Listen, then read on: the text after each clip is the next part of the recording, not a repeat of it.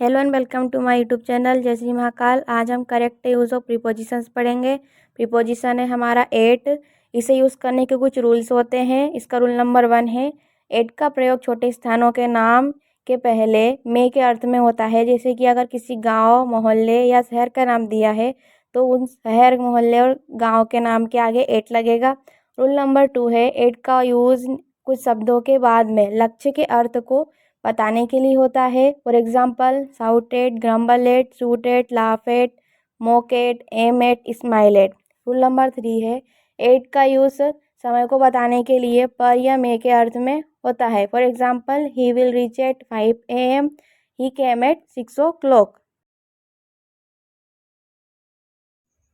Rule number 4 है eight का use कुछ स्पेसिफिक वर्ड्स के पहले होता है। जैसे कि at home, at a party, at school, at a match, at college, at a culture, at university, at a concert, at the platform, at the top, at the bridges. तो कुछ ऐसे words होते हैं जिनके आगे हम एट का use करते हैं। रूल नंबर 5 है एट का यूज़ समय सूचक शब्दों से पहले होता है। समय सूचक शब्द यानी कि ऐसे शब्द जो समय बताते हैं हमें। जैसे कि नाइट है तो नाइट वर्ड से हमें पता चलता है कि रात का समय है। और नून यानी कि दोपहर का समय है। तो कुछ at night, at noon, at daybreak, ऐसे शब्द जिनके जो हमें समय का बोध कराते हैं उनके आगे एट का यूज़ करते हैं। रूल नंबर 6 है का यूज़ कुछ वर्ड्स के पहले किया जाता है। जैसे at this moment, at bedtime, at this hour, at Christmas, ऐसे वर्ड्स हैं जिनके आगे एट का यूज़ किया जाता है।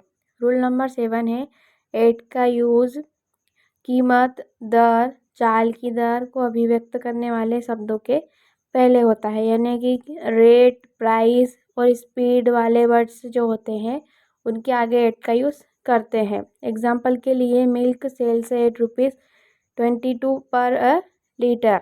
इसमें रेट है तो इसके आगे एट का यूज़ है। He got that book at ₹50। इसमें प्राइस दिया गया है तो प्राइस के आगे एट का यूज़ हुआ है। The motorcycle is running at 80 kilometres an hour. इसमें स्पीड बताई गई है तो इसमें एट का यूज़ हुआ है।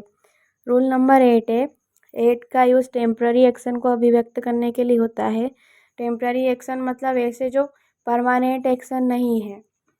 For example he is at work. इसका मीनिंग है ही इज़ वर्किंग नाउ, यानी कि ये वो जो भी काम कर रहा है वो परमानेंट नहीं है, टेम्प्ररी है।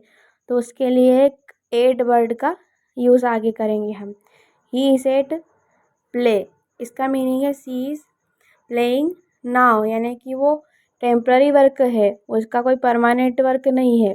रूल नंबर 9 है एट का यूज़ उम्र या चरण यानी कि एज और स्टेज को बताने वाले शब्दों के पहले होता है। For example my grandfather died at the age of 60। इसमें एज बताई गई है तो इसके आगे हम एट का यूज़ करेंगे। Second example I left college eight 25। इसमें भी एट का यूज़ हुआ है।